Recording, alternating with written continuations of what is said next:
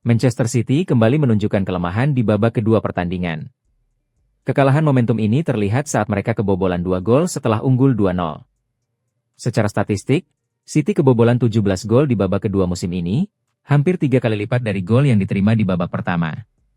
Guardiola mengaku kesulitan mengendalikan momentum saat lawan melakukan perubahan taktis. Masalah ini menjadi perhatian serius jika City ingin mengejar Arsenal di puncak klasemen. Solusi cepat dibutuhkan agar mereka bisa konsisten di sisa musim.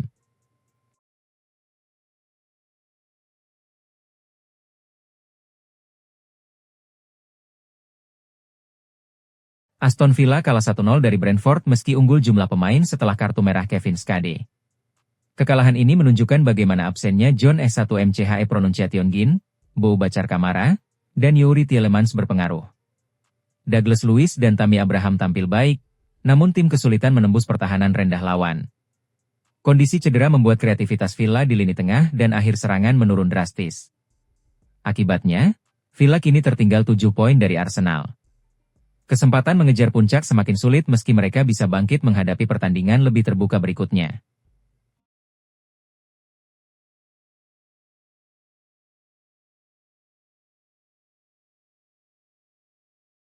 Arsenal akan menjamu Sunderland pekan ini, tim yang menempati peringkat 17 dalam catatan tandang. Kemenangan bisa membuat Arsenal unggul 9 poin sementara sebelum Man City menghadapi Liverpool. Jarak ini akan menjadi keuntungan psikologis besar bagi Arsenal.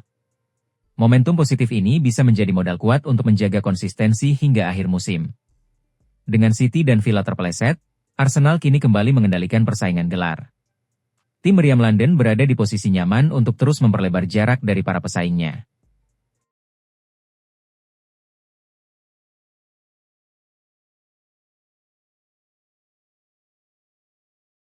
Jean-Philippe Mateta merasa ini saat yang tepat untuk pindah dari Crystal Palace.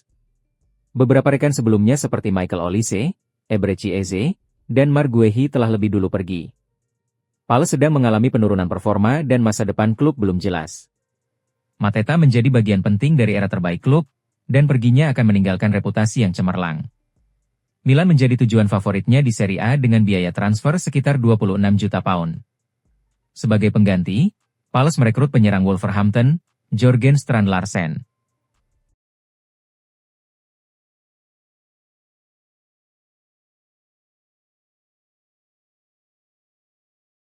John Duran, striker Kolombia bertinggi badan menjulang, memiliki karir yang cukup mengesankan. Musim lalu ia pindah ke Al Nassr dengan biaya 71 juta pound, 89 juta dolar, setelah memulai musim di Aston Villa dengan produktif. Setelah mencetak 8 gol dalam 13 pertandingan Liga Saudi, ia dipinjamkan ke Fenerbahce. Di Turki, ia kurang berhasil, dan kabar mengenai kembalinya ke Premier League mulai muncul. Newcastle United dan Tottenham Hotspur dikabarkan tertarik.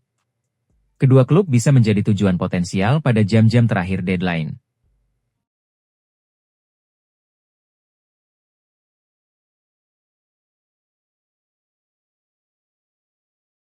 Inter Milan termasuk klub yang cukup aktif di deadline day, mencari gelandang dan kemungkinan tambahan penyerang.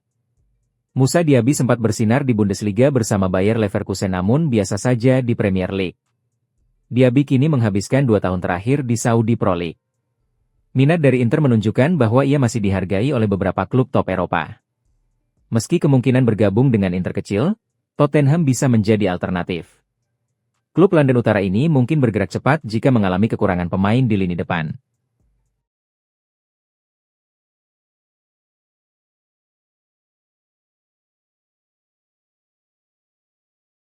Inter sedang mengalami kesulitan menyelesaikan kesepakatan dengan Liverpool untuk Curtis Jones.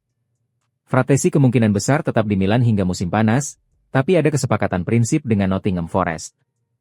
Jika transfer Curtis Jones selesai, Fratesi bisa pindah ke Premier League. Pemain Italia ini dikenal energik, penuh karakter, dan mampu memberikan kontribusi signifikan di lini tengah. Sean Dyche tentu akan menghargai tambahan pemain seperti Fratesi. Namun, saat ini transfernya masih dalam status tertunda hingga detik-detik terakhir.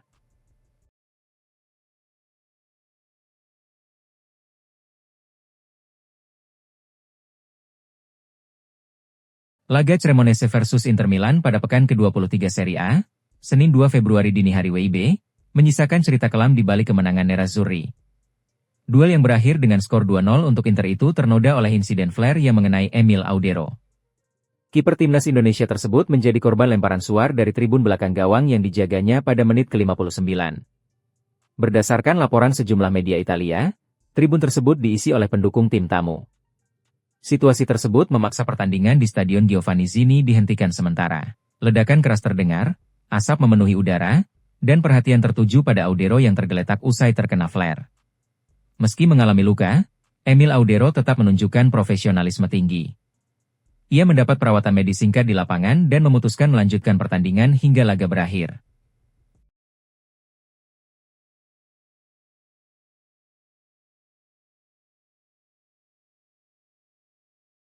Newcastle United membuat pergerakan mengejutkan jelang penutupan bursa. The Magpies kini serius membidik bintang Real Madrid, Brahim Diaz. Waktu bagi manajemen Newcastle United kini sangatlah sempit. Bursa transfer musim dingin tersisa kurang dari 24 jam lagi. Nama Brahim Diaz memang sedang melambung tinggi belakangan ini. Ia tampil gemilang dan menentukan kemenangan atas Rayo Vallecano. Penampilan apiknya di Piala Afrika 2025 juga menjadi sorotan. Hal inilah yang membuat Newcastle United kepincut merekrutnya segera.